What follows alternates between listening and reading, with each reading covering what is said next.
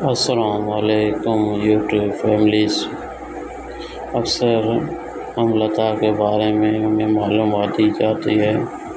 وہ معلومات ہم لے کے آگے چلتے ہیں۔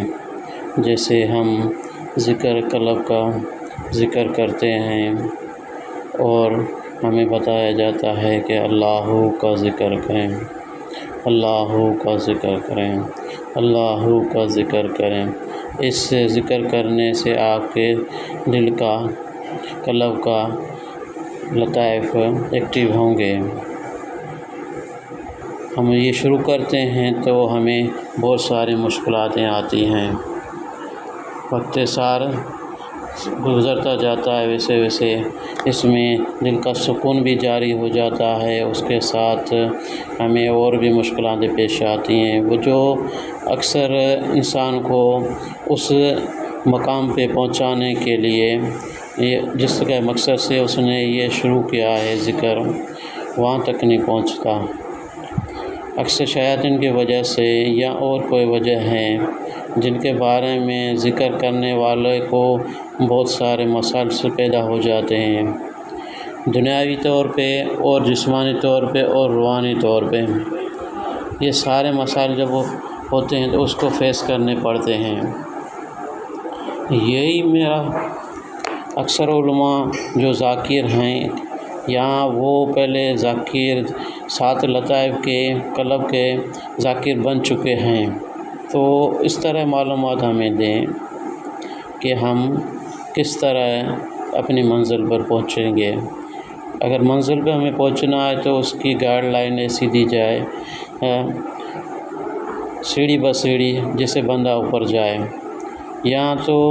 ایسا ہوتا ہے بندہ اوپر جانے کے بجائے نیچے گرتا جاتا ہے۔ یہ ان کے جو بھی عمل ہیں، جیسے ہم اللہ کا ذکر دیا جاتا ہے، ہم اللہ کا ذکر تو کرتے ہیں مگر یہ ہمیں معلوم ہے کہ اللہ کا اسم عظیم ہے، اس کی برکت سے ہمیں فائدہ تو ہوگا، اس میں کوئی شک کی بات ہی گنجائش ہی نہیں ہے۔ ہم نماز پڑھتے ہیں، اللہ کا ذکر ہے، خدا کے کلام کی تلاوت کرتے ہیں، اللہ کا ذکر ہے، اللہ کی ثنا کرتے ہیں، اللہ کا ذکر ہے، اور بھی بہت سے ایسی چیزیں ہیں جن سے ہمیں اللہ کا ذکر ملتا ہے، مگر یہ ذکر خاص کر کے علماء بتاتے ہیں آپ سات لطائف کا ذکر کریں۔ یہ ذکر قلب ہے، ذکر قلب جو ابتدا سے لے کے انتہا تک کتنا ٹائم پیریڈ ہوگا یہ تو ہمیں بتا دے نہیں۔ ہمارے جیسے بندے جو اللہ پہ ایمان لائے ہیں اور آخری نبی حضرت محمد صلی اللہ علیہ وسلم پہ ایمان لائے ہیں، وہ ان کے باتوں میں آ کے یہ شروع کر دیتے ہیں عمل، پھر ان کی لیے جو رجال ہوتا ہے یا جو گراوٹ ہوتی ہے ان کی زندگی میں مسائل ہوتے ہیں، وہ یہ حل نہیں کر پاتے کیونکہ یہ خود عامل نہیں ہوتے ہیں۔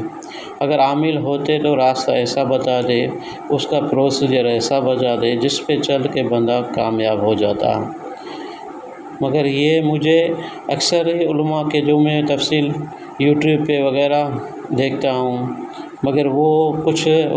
بزرگ دین کی کتابیں پڑھتے ہیں یا گوگل سرچ کرتے ہیں یا یوٹیوب پہ دیکھ کے ایک دوسرے سے ویڈیو بنا کے بھیج دیتے ہیں، مگر ان کے پاس ذاکر قلبی کا کوئی بھی عمل نہیں ہوتا کہ ذاکر قلبی بنتا کیسے ہے، وہ کس طرح بنتا ہے، اس کے بننے میں کتنا ٹائم لگتا ہے۔ اگر قلب کا ہم ذکر کریں تو یہ لطیفہ پہلے لطیفے کا ہم ذکر کریں تو ہمیں کیا محسوس ہوگا، ہمارے جسم کے اندر کون سی چیز ہمیں محسوس ہوگی، جسم سے باہر کون سی چیز محسوس ہوگی، کچھ معلوم نہیں۔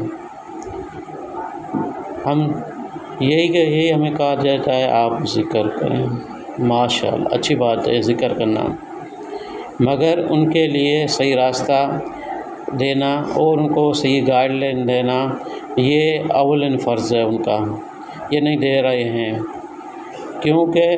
اگر آپ ذاکر قلبی بنتے ہیں ان کے لیے سات لطائف کا ذاکر بننا ہوتا ہے۔ پہلا لطیفہ قلب ہے، قلب کا ذاکر بننے کے لیے آپ کو اللہ کا ذکر تو کرنا ہی ہوگا، ٹھیک ہے۔ اس سے پہلے آپ کو 5 وقت نماز پڑھنی ہوگی، قرآن کی تلاوت کرنی ہوگی، تسبیح پڑھنی ہوتی، اور اس کے بعد جتنا بھی آپ فارغ ٹائم ہو